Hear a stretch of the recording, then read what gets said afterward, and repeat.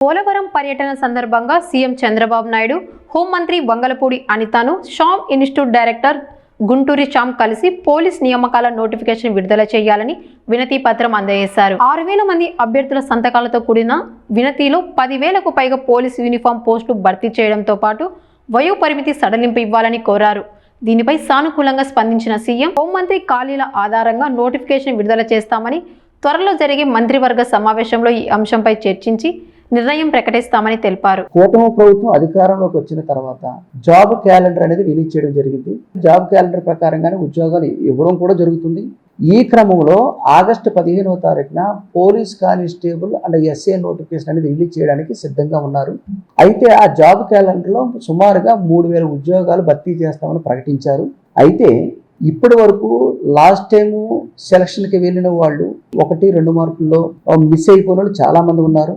దాంతోపాటు కొత్తగా ట్రైనింగ్ తీసుకున్న వాళ్ళు, కోచింగ్ తీసుకున్న వాళ్ళు కూడా చాలామంది ప్రిపేర్ అవుతూ ఉన్న వాళ్ళు ఉన్నారు. ఇన్ని లక్షల మందికి 3,000 ఉద్యోగాలు సరిపోవు కాబట్టి ఉద్యోగాల సంఖ్య పెంచి ఉన్న నిరుద్యోగులకు కొంచెం న్యాయం చేస్తే బాగుంటుందనే ఉద్దేశంతో ఈ మధ్య కాలంలో గౌరవనీయులు మన రాష్ట్ర సీఎం గారిని, అదేవిధంగా గౌరవనీయులు మన హోమ్ మినిస్టర్ గారిని కూడా వ్యక్తిగతంగా కలిసి వినతిపత్రం ఇచ్చి, ఆ వినతిపత్రంలో ముఖ్యంగా 3,000 ఉద్యోగాలు అనేవి 10,000 ఉద్యోగాలకు పెంచమని, దాంతోపాటు 2022లో నోటిఫికేషన్ వచ్చింది.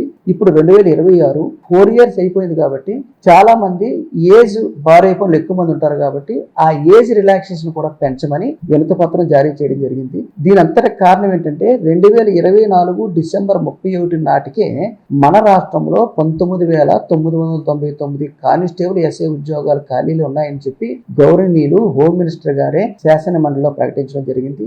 దాని ఆధారంగా కొన్ని ఉద్యోగాలు పెంచి నోటిఫికేషన్ ఇస్తే నిరుద్యోగులకు కొంచెం అవకాశం ఉంటుంది, మంచి న్యాయం జరుగుతుంది అనే ఉద్దేశం అనేది మా సంస్థ నుండి 6,000 మంది విద్యార్థుల యొక్క సంతకాలతో కూడిన వినతి పత్రాన్ని తీసుకెళ్లి సీఎం గారికి, అలాగే హోమ్ మినిస్టర్ గారికి, అలాగే ఎమ్మెల్సీ రాజశేఖర్ గారికి కూడా ఇవ్వడం కూడా జరిగింది. దీన్ని అందరూ సానుకూలంగా స్పందించి మేము పరిశీలిస్తామని చెప్పి మాట ఇవ్వడం కూడా జరిగింది. ఈ సందర్భంగా గౌరవనీయులు సీఎం గారు నారా చంద్రబాబు నాయుడు గారికి, అలాగే హోమ్ మినిస్టర్ గారు వంగలపూడి అనిత మేడం గారికి, ఎమ్మెల్సీ పేరావతుల రాజశేఖరం గారికి శ్యామ్ ఇన్స్టిట్యూట్ తరఫున నా హృదయపూర్వక కృతజ్ఞతలు తెలియజేస్తున్నాము. ఈ సందర్భంగా నేను విద్యార్థులకి తెలియజేసేది ఏంటంటే, మీరు నోటిఫికేషన్ అనేది ఆగస్టు 15 వస్తుంది. పోస్టులు 3,000 అనేది క్లారిటీ వచ్చింది. దాన్ని పెంచే అవకాశం ఉంది కానీ తగ్గించే అవకాశం లేదు.